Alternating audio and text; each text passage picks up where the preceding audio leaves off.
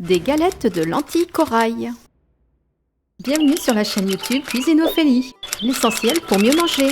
Bonjour à tous les gourmands et les gourmandes. Pour vous aider à manger plus de légumes secs, aujourd'hui les lentilles sont à l'honneur. Je vous propose des croquettes ou des galettes de lentilles corail avec de la carotte, un petit peu tel des nuggets. C'est un plat végétarien simple et qui contient des protéines, de la bêta-carotène et puis bien assaisonné et cuit correctement, il a une texture à la fois croustillante et moelleuse avec des saveurs remarquables. Ces croquettes peuvent se manger toute l'année, il n'y a pas de saison, midi ou soir, c'est comme vous voulez, accompagné d'une belle salade et pourquoi pas d'un peu de riz sauvage pour un profil protéique complet. Allez, je vous montre, on passe en cuisine tout de suite. Nous allons commencer par faire tremper nos lentilles corail dans de l'eau chaude. Ma bouilloire est en train de refroidir, elle correspond à une eau chaude sortie du robinet. Je couvre d'eau et je vais laisser gonfler environ 2 heures. Après 2 heures, on voit bien que les lentilles ont bien gonflé, donc elles vont être prêtes et je vais préparer les autres ingrédients. Ici, pour 15 croquettes ou galettes de lentilles corail d'environ 35 grammes, j'ai fait gonfler 200 grammes de lentilles corail, une carotte qui pèse à peu près 100 grammes, un oignon, une gousse d'ail fraîche, de l'huile d'olive pour la cuisson, je n'en mettrai pas dans la préparation, juste la cuisson, mon poivre du moulin, mon sel fin et un beau bouquet de ciboulettes qui me vient du jardin pour mettre un petit peu de vert et de saveur. J'ai lavé et épluché mes carottes, je vais les couper un peu pour ensuite les passer dans ma râpe et les transformer en carottes râpées. La carotte est un des légumes préférés des Français, que ce soit cru ou cuit. Il peut effrayer parfois les diabétiques car il est reconnu pour être riche en glucides, sauf qu'il ne contient que 7 g de glucides pour 100 g d'aliments, c'est très peu. Et puis il contient pas mal de fibres également, il est régulateur de transit ce légume. Et enfin c'est une source exceptionnelle de bêta-carotène, donc pour la vision c'est excellent. Voilà, mes carottes sont râpées, je les mets de côté et je passe à mes oignons et ma ciboulette. J'ai passé sous l'eau un petit peu ma ciboulette et avec ma grande lame je vais l'émincer assez finement. La ciboulette est une herbe aromatique qui relève merveilleusement bien les plats. Elle apporte phosphore, potassium et autant de vitamine C qu'une orange, et oui! C'est au tour de l'oignon de passer sous mon couteau. C'est un aromate universel et je vais l'émincer grossièrement car lui aussi il va passer dans mon hachoir. Et en dernier, je m'occupe de l'ail que je coupe en deux et avec une pointe, je vais retirer le germe central qui est toujours un petit peu difficile à digérer. Voilà, tous mes ingrédients sont prêts. Dans un grand saladier, je vais tout verser dedans. Mes lentilles, mes carottes râpées, ma ciboulette coupée finement, mes oignons et mon ail.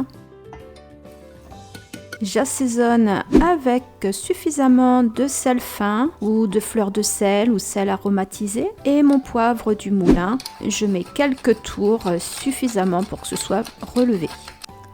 Je mélange le tout de façon à ce que ma préparation soit homogène parce que je vais la passer au hachoir. Et comme mon hachoir il est un peu petit, je vais m'y prendre en 3 fois. Alors je le remplis comme je peux, mais si vous avez un hachoir beaucoup plus gros, ce sera plus facile. Je le remplis bien.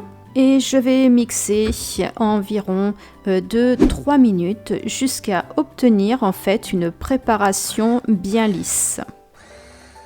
Voilà, ma préparation est déjà beaucoup plus lisse et je vais m'y reprendre en 3 fois.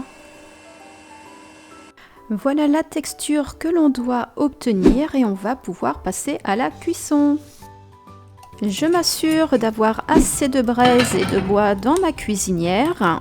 Hop, voilà, on cuisine à l'ancienne à la maison. Je glisse ma poêle sur la cuisinière. Et une fois qu'elle me paraît suffisamment chaude, j'ajoute une bonne cuillère d'huile d'olive. Nous allons faire cuire au moins 3 croquettes dans cette poêle et il faudra au moins cette quantité de matière grasse pour obtenir une belle texture croustillante. À l'aide de ma cuillère, je dépose une quenelle, une deuxième que j'espace un petit peu pour faciliter le retournement tout à l'heure et une troisième. N'oubliez pas que la matière grasse est essentielle à notre organisme. Elle participe à la construction des membranes cellulaires, par exemple, ou pour soutenir les fonctions biologiques vitales, et que cela s'inscrit dans une alimentation équilibrée.